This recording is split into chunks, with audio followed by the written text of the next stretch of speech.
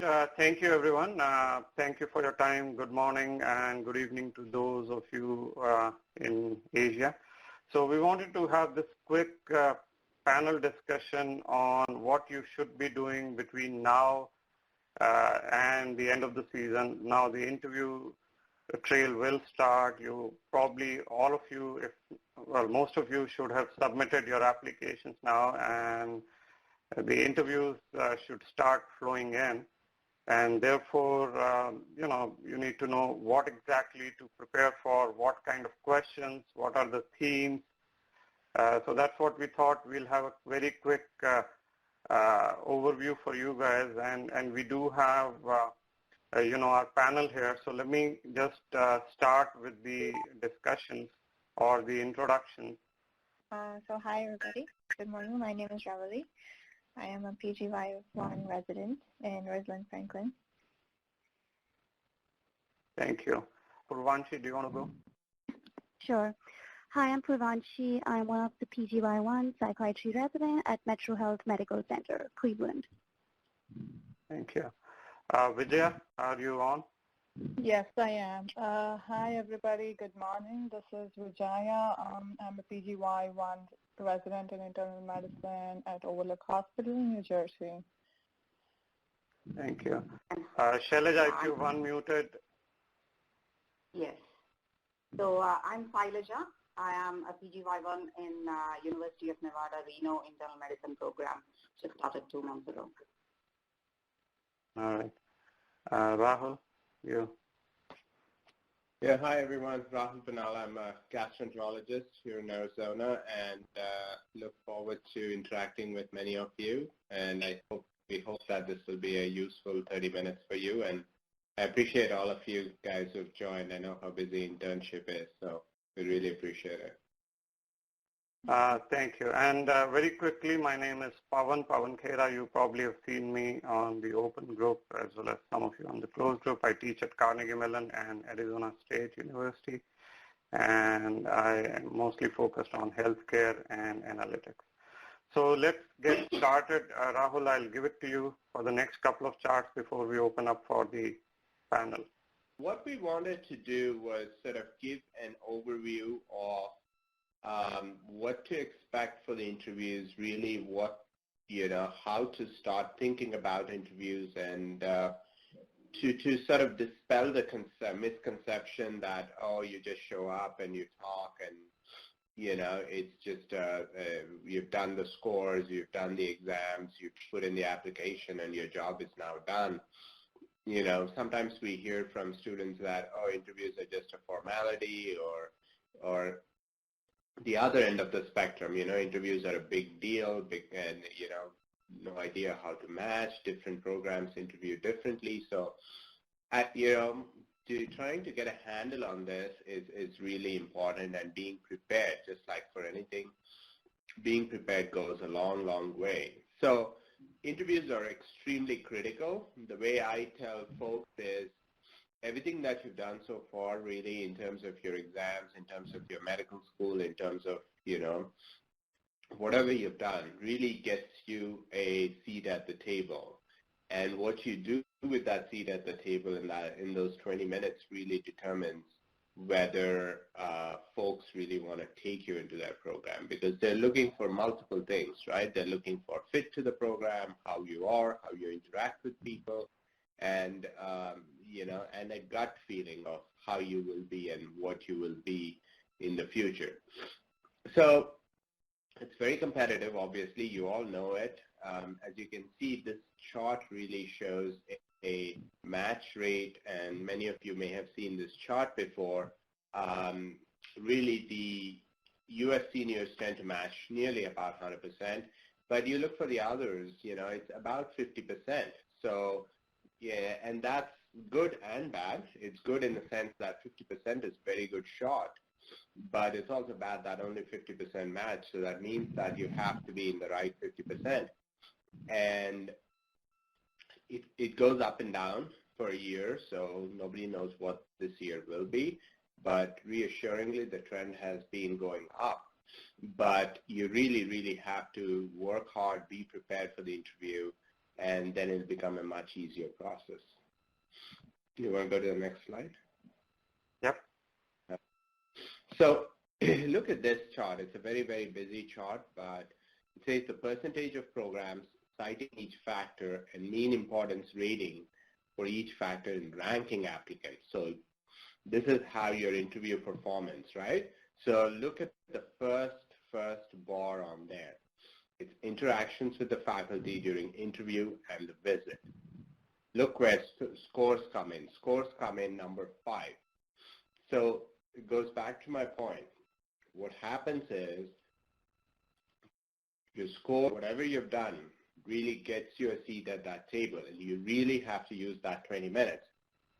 So interactions with faculty during the interview, interpersonal skills, interactions with other house staff during interview and visit. So a lot of your programs or many of your programs will have a pre-interview dinner. They'll call you for interviews. So how you interact, those things go a long, long way. And then obviously scores, letters, those are all important. But, you know, it's not uncommon for you to be asked about your letters, asked about your experience, and anything that's there on your CV or personal statement or your letters is fair game to be discussed.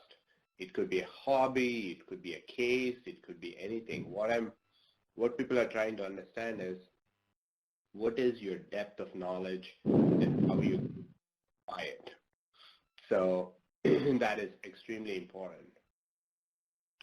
Okay, so those, I just wanted to put that to preface the discussion. We want this to be more of an interactive discussion, but I just wanted to put it out there and to have it there. Now, if you look at the last one here, just look at the slide on the left. This is, and why this is important. So if you look at the slide on the left, this is for internal medicine, and approximately programs have about 15 positions in the match. So that is the bar on the left. But see the number of applications that each program is receiving, about 2,600 or 3,000 applications, of which 1/10 are called for an interview.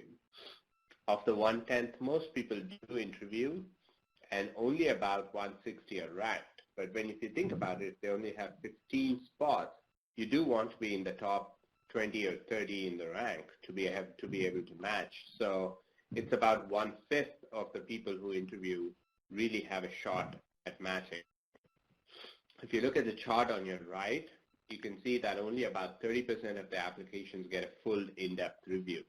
And that, you know, from there goes to in those really, of those 30%, those are the ones who are, you know, then used for interview requests. Okay. What we wanted now was a very interactive kind of a discussion. I want to go around with each panel member and, you know, get their thoughts on what questions or themes they encountered and they prepared for during the interview season. So, you know, maybe Shailaja, we start with you. Sure. Can you? Okay. So I had a combination of interviews because I applied for a couple of different specialties. Do you want me to just focus on the IM interviews and? No, pretty much. If you know the common questions that, I mean, there may be specialty specific questions, but what were the common themes, common questions you were asked? Okay. So anything. So the generic questions are common. We might see it. So in each interview, you get interviewed by maybe 2 or 3 or 4 faculty. In one particular interview, I was interviewed by 6 different faculty. And you might feel that you are going through the same set of questions which are generic, which are basically, how was your trip here? When did you get here? Where are you staying? That's just to sort of, you know, to break the ice, basically, to try and get the candidate comfortable in an interview setting. And then they start off asking about the basic stuff like, okay, tell me about yourself. What have you done so far? Where did you graduate from? Or the question of tell me about yourself is broad, and it's up to the candidate how to utilize what you're going to say in response to that. You can talk about your journey in a sequence of how things have been for you in the last few years, starting from your med school, maybe your home country residency, and maybe your research or whatever you have achieved so far. Or you can kind of focus on, okay, this is what I have done clinically, this is what I have done academically, this is what is going on in my my personal front, this is what I've done on the managerial aspect. So you divide it based on either sequential journey or clinical, academic, management, and personal stuff. And that Pavan says usually in the sessions that you have, it has to be about a 90-second thing. So it's really important what you get it out in there. That's going to give the interviewer your first impression. After that, they're going to ask you a bit about your prior experience. If you've done home country residency, talk about it. If you're applying for a different specialty, why is it that you're applying for a different specialty? How is it that you're going to improvise your skills and carry on those skills that you have acquired from your prior experience to the current specialty that you're applying for? This is all the information that you have to talk about and tell them that you are a candidate worthy of being ranked high in this program. Then you have some behavioral questions. I will get some behavioral questions, some of which are, okay, tell me an example, a situation where you have made a mistake, and what did you do to correct it? So basically what they're trying to get at is, do you realize that you've made a mistake? How did you address it?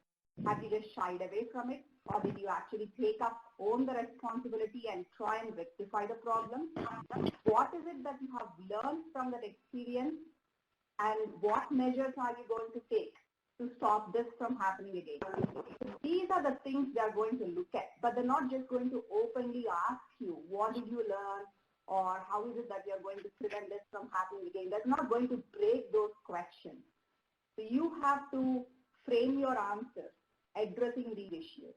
Likewise, other behavioral question I was asked was, tell me an example where you were not happy with patient care and what did you do? So in that scenario, they were looking for, okay, what is it that was bugging you in your mind? What is it that you wanted to change? How did you go about changing it? So, and how did you actually manage to make that change? So did you have to get everyone under the same roof, have lots of communication, have a multidisciplinary approach to it? These are the things they're looking at to see, can you work as an efficient team member and can you take a leadership role? Which leads me to the third behavioral question I had in this particular interview, where give me an example where you have taken a leadership role. What change did you bring in? So these are typical interview scenarios. You have lots of technical stuff and then followed by a few behavioral questions. And I find that the behavioral questions are slightly more challenging than the technical questions. Okay. Thank you very much, Shailaja. Let's move on to Vijaya. Now, Vijaya, you had home country residency. How was your preparation or the kind of questions you got or you prepared? What themes did they focus on for you? Yeah. Hi, everyone. The main question wherever I walked in was definitely like why you wanted to do the residency again. And like I did apply to a different specialty other than what I did from home country. So definitely I had like a very strong reason. But I think if we were able to honestly tell this is what I had or what this is what I'm looking for, people would definitely believe. And there were some program directors who directly asked me on my face, like, did you apply to the other specialty? Like I did my surgical specialty, and so that they asked me like, did you apply? I said no, but they don't believe. It's up to them if they don't believe or not. But yeah, they asked me right in front of my face, but some people believe, some people don't. But being honest is the only answer to that question, I guess. That was the main issue. And like most of the interviews where I went asked about hobbies or like, what do you do in your free time? Like what kind of a person you are. Like, do you meet people? Are you able to, make friends? They were trying to assess me for most of the stuff. And like doing a home country residency, they might also had some questions, I guess, like will this girl be able to go back to that stage of, PGY1 again and get along well with other residents? So they were trying to kind of analyze me with those kind of behavioral questions. And hobbies were like a lot of discussion on hobbies.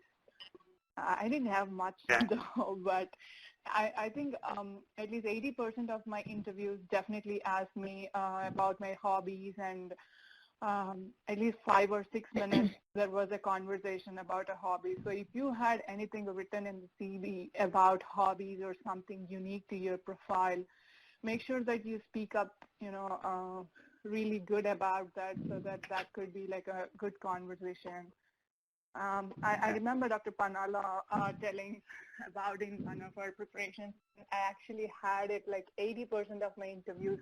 I had a conversation for like 5 to 6 minutes. So that was really helpful for me. Yeah.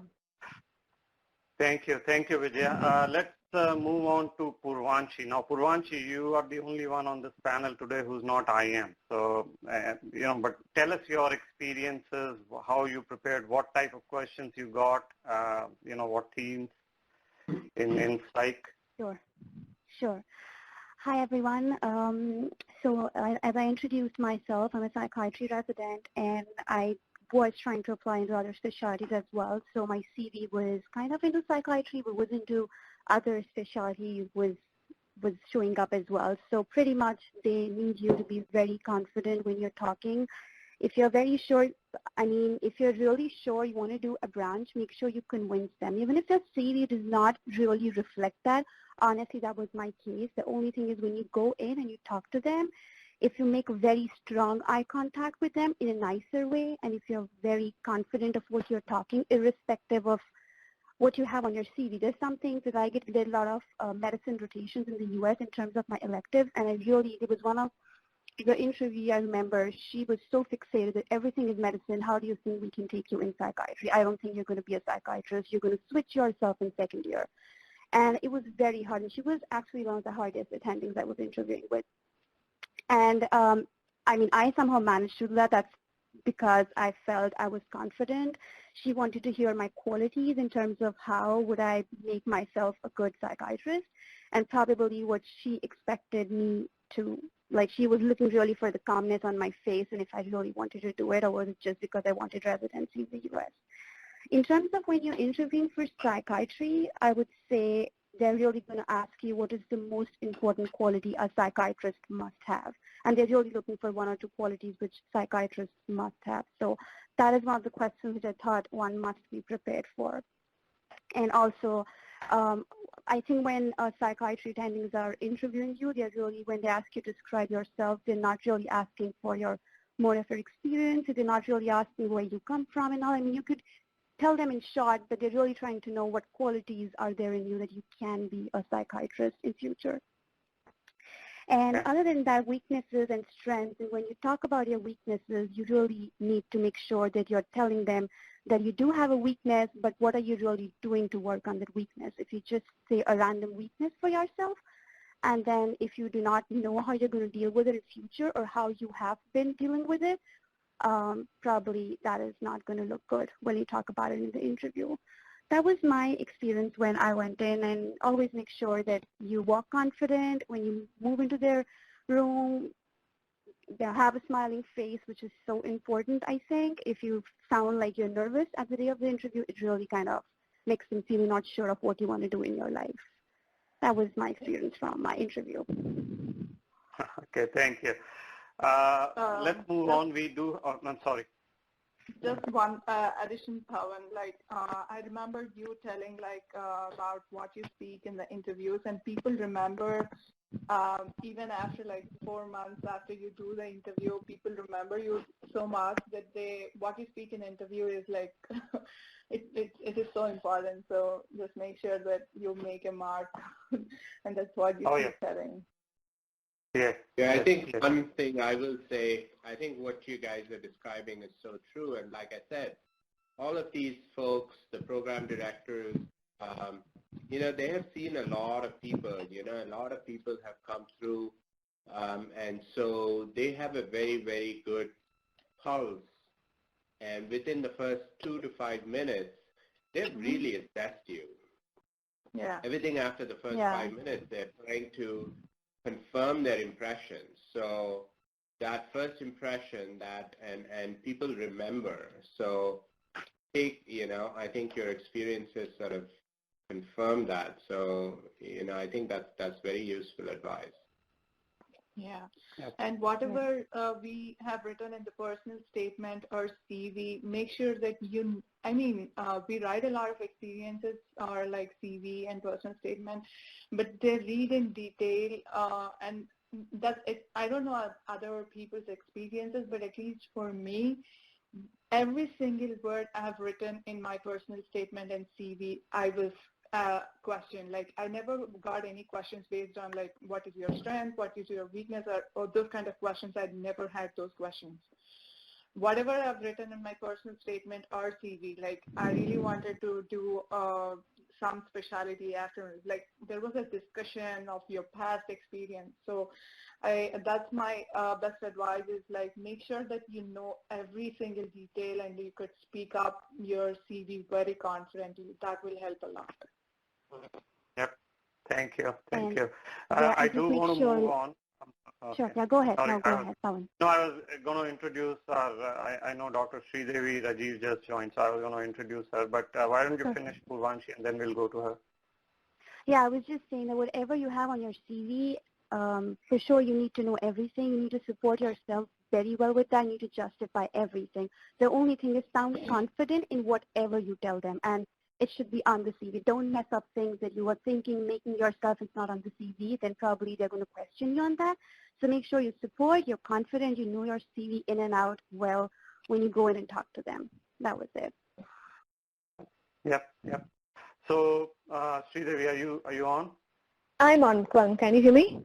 Yeah. Yes. So yeah. Can you introduce yourself and, the main questions, themes, etc. you got during the trail? I mean, you got 20 plus interviews. So. Absolutely. So, hi everyone, I'm Sridevi. I'm a PGY1 internal medicine resident at Mount Sinai in New York, St. Luke's and Roosevelt Hospital. So, I think a lot of people before me covered a lot of bases, and I was noting down what questions I shouldn't repeat to you guys. But, the ones I got different from the others, I'll just go on about it, okay? So, a very common question that I always got was, what made you to decide to come to the US? Because they wanted to know what my thoughts were to leave behind. I'm basically from India, so they wanted to know why I decided to leave behind relatively robust postgraduate medical education in India, where we had an opportunity, and decided to come to US. So I went on about it, and I think what is really important was, and last time, 1 year ago when I was on this panel as a student, I think somebody on the panel mentioned, and it was very important, do not badmouth wherever you are coming from. They're looking for why you came here and your reasons and your aspirations. So you should always project it as a positive aspiration and your desire to train at a place where you'll get a more holistic view, whatever. Phrase your answer in such a way, and don't say that, okay, the education over there is not even, it's not really good, so that's why I decided to come here. Don't do that. It sort of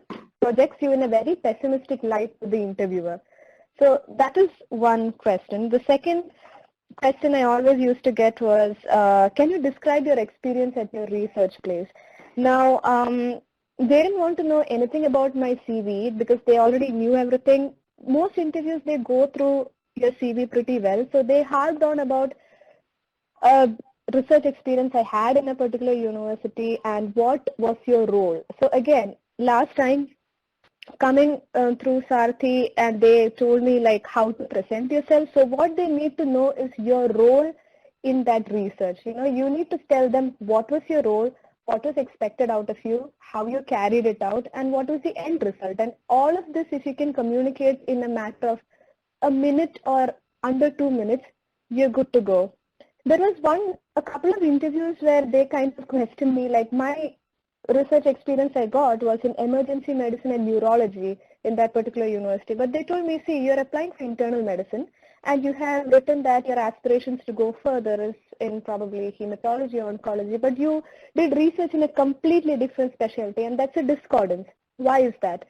So I came clean with them. I said that I applied to many places and I applied to hematology, oncology research in that particular university as well. But I was waitlisted. But at the same time, I got an opening at this place. I met up with the mentors and I found that these mentors were willing to teach me and help me with research, and thus I joined.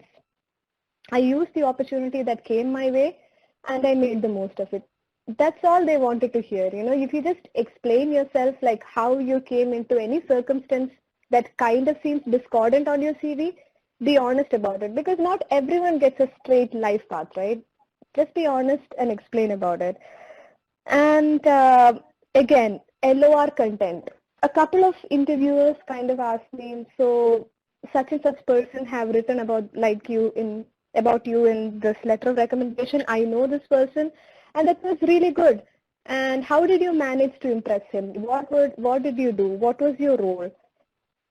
And there was another interviewer who actually asked me, did you have to pay to get this experience? I was like, no, I reached out to him personally over email and he responded after he saw that what was I expecting for this month of rotation, and that's how it happened.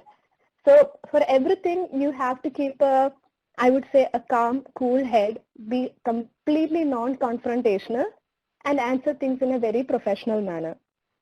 All right, and I think the panelists before me also mentioned the point about hobbies. It's so important. Like, don't try to make up anything just to fill in your CV. That's absolutely important. If you have a really different hobby, just put it in. If you don't, just put in what your hobbies are and be honest about it, because being caught unawares in an interview is absolutely a big red flag. I had 3 or 4 interviews in which I listed down, which I still have, stargazing and astronomy is something very, very dear to me. I still try to continue it.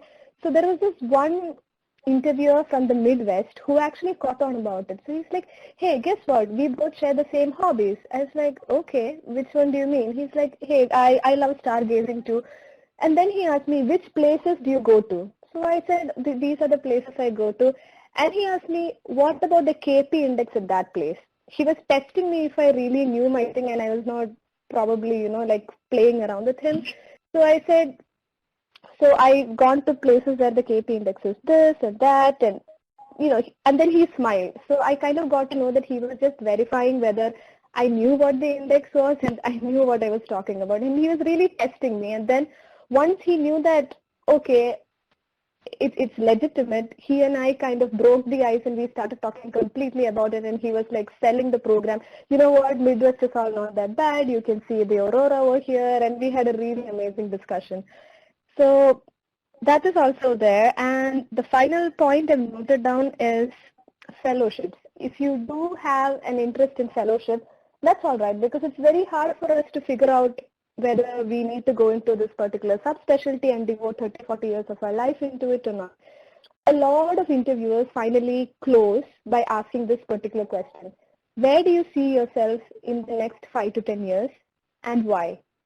So you need to have an answer prepared for that. If you are going into internal medicine or pediatrics or psychiatry and want to be a hospitalist, that's just fine. It's not demeaning. It's not anything small, if you can say. Regarding my subspecialty training, I have not made up my mind yet. I think I'll go through first year and absorb in all the experiences and then make up my mind. You can be honest about it. On the other hand, if your mind is already set into, say, GI or cardiology, support yourself with why you want to go into it and talk about it passionately. That's what they're looking for. And also try to have a little bit of a background idea about that program, because if you go to a community program and talk about lofty aspirations, they might think that, okay, this candidate is probably not going to rank me high, so I probably shouldn't rank him high. It goes both ways. That's about the input that I can give, which the other panelists probably haven't spoken. Oh, no. Pawan? Yes, this is great. Excellent. Thank you. I do want to get to Ravali. She was also a recent graduate and did fairly well. So, Ravali, what has been your experience, the kind of questions, the kind of themes you focused on? So I am going to try and not repeat what the others have already covered. And the kind of theme I went for was I was very casual and honest, and my answers were very, very personalized. I tried not to be cliche. If someone asked me, who do you look up to, I didn't say anything cliche like that. Like I look up to Mother Teresa, or I look up to some big Nobel Prize winner. And I was, and my theme was very funny. I didn't make jokes, but I'm a very light personality person, so my interviews really reflected that. I was not very intense in my answers, and I think all of my interviews went by very smoothly, very lightly because of that. I didn't make a very strong impact on anybody. And I think that's very important because you don't want to come off too strong in your interviews. You want to seem a little bit laid back and relaxed, but also at the same time determined at your goals. Another point that I want to explain, stress to everybody, is that I think Dr. Pannala already covered this, but interviews are a big, big turning point. This is that one time where you really need to step up. All the hard work you put in so far is on one end of the book. The next half of the book is your interviews, and all of your steps are equally as important as these interview season is. So please do not take it lightly. Please do not overlook this interview. Please prepare very hard for it. I suggest you start now, prepare every day, practice with large groups of people, and ask for feedback. Thank you very much, Ravali. So I know we scheduled it for 30 minutes. We are already 36. So any last minute advice, thoughts from any of the panelists? Shailaja, Vijaya, Urvanshi, Devi, Ravali, before we sign off? Yeah, Pawan, I had one in one of the interviews, like how many interviews did you get? I know they're not supposed to ask, but you might get those kind of questions, so just be kind of diplomatic in answering those questions. And especially when it comes to, like, you have really good scores, and like when you go to a community program, or I think they might be thinking like you might be ranking the program low or not, but probably it's better to be on the diplomatic side. I felt that question to be too intimidating. Kind of like, I was like, probably, yeah, that thing would be good to prepare, actually. Okay, good. Thank you. Purvanshi, were you saying something, or was it Shailaja? I didn't. Yeah, it was me. Can you hear me? Yeah, I guess so. So, a couple of important things that other people have already said about being very, very honest on what is on your CV and your personal statement, and being honest in the interviews. It is very easy for the PDs to pick up if you're lying, as Vijaya said. I got asked in my IM interview if I applied for my other specialty, and although I was told by my colleagues and peers to say no, I knew that it was going to come out. I knew that when I lie, it's very obvious. So I openly told him that yes, I did apply. But then I had to substantiate saying that I did apply for an equal number of IM programs, and this is what I'm looking to, blah, blah, blah. So whether you confess that you have applied for multiple specialties or not, if you ask that question, I think Pawan would give you some advice, your mentor should give you advice, and it depends upon how comfortable you are at accepting or denying facts. So that's one thing you've got to prepare yourself. The other thing that people said is do not take interviews light. Yes, you might have 260s, 270s on your step, and that's one part of the game. Literally those 10 minutes of interview with one panel member or 10 such minutes with like 3 or 4 different panel members in that particular program is going to decide your future. So do not take interviews light. Be prepared. Start prepared. How is the interview? Sit in front of the mirror if you're by yourself. Prepare. Find colleagues, seniors, ask friends. Schedule and do as many preparation interviews as you can.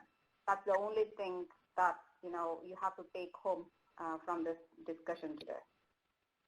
Right. Thank you, Shailaja. So, any other closing thoughts, Purvanshi? I think if you have any. I mean, I think everyone really emphasized on being honest was the most important. And for me, I don't know if it's like psychiatry in specific or is it medicine as well, since I did not interview for medicine.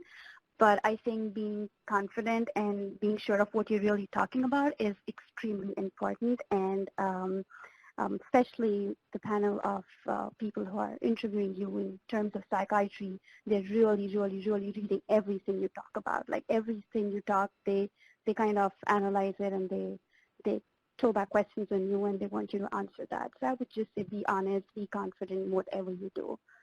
Yeah. All right, thank you. Anything I missed, Sridevi, Ravali? Any last parting thoughts before we? 2 points which I kind of thought about it just now. At a couple of my interviews, the program director, during the interview with the program director, he kind of asked me, do you know anyone in this program?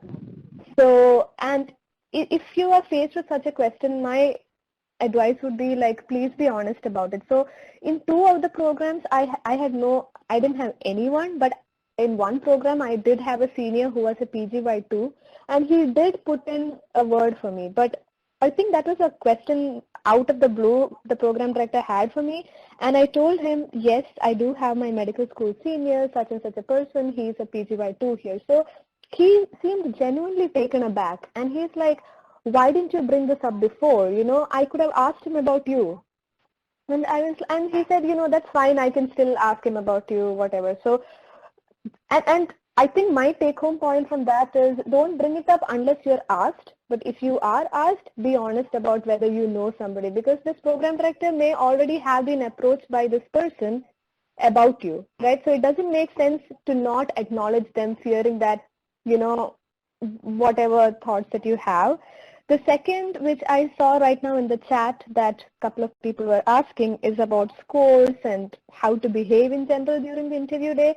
So in that, I do have a couple of personal experiences from a close friends of mine. So they did have like 270 score and everything, and unfortunately one of them used to ask around people a lot like what their scores are, just to know that feel of the kind of interviewees along with him are. Okay, and he came across as unfortunately very obnoxious, and he had like amazing interviews and like 40 plus interviews, and unfortunately he matched only into his 10th or 11th preference.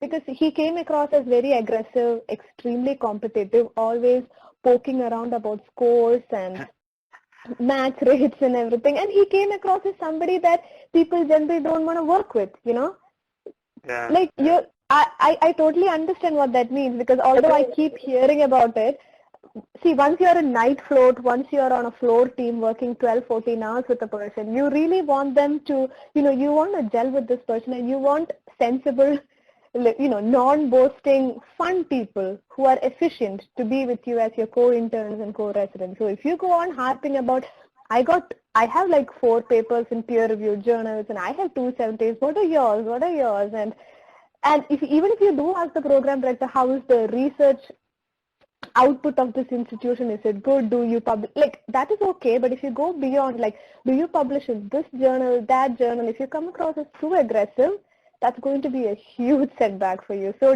like somebody was asking in the chat, right, do we talk about scores? Unless you are asked about it, please don't bring up your scores. Okay, you are on the same table as everyone else there.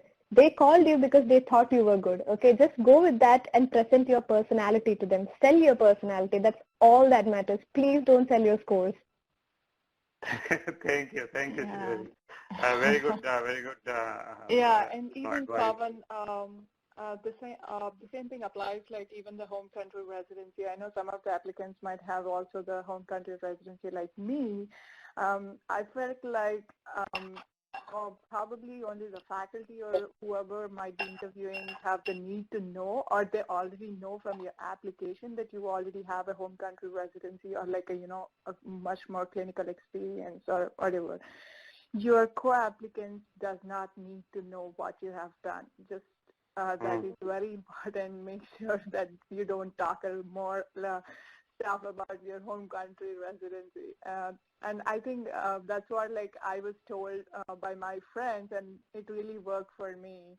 So I think it should be a good suggestion to everyone who has a home country residency and still applying again. Thank you. And Ravali, you are always been the big motivator, so I'll let you close this with a bit of a motivation talk. Motivation talk. So I think one of the panel members already covered this, but so from this point on, since applications are out, you submitted your applications, you worked hard on your personal statement and your CV. One thing we need to work on now is interviews. That's the only thing we can change.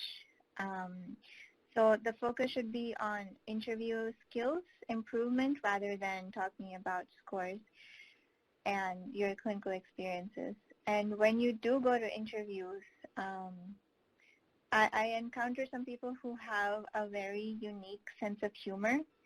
Try to calm that part down if you have that kind of sense of humor. Not everybody is open to those kind of unique jokes, especially when you're with a big group of people. You don't want to make an impact on them. But so please do start preparing for interviews. I think we stressed it enough how important interviews are. I don't think I can tell you more how important they are.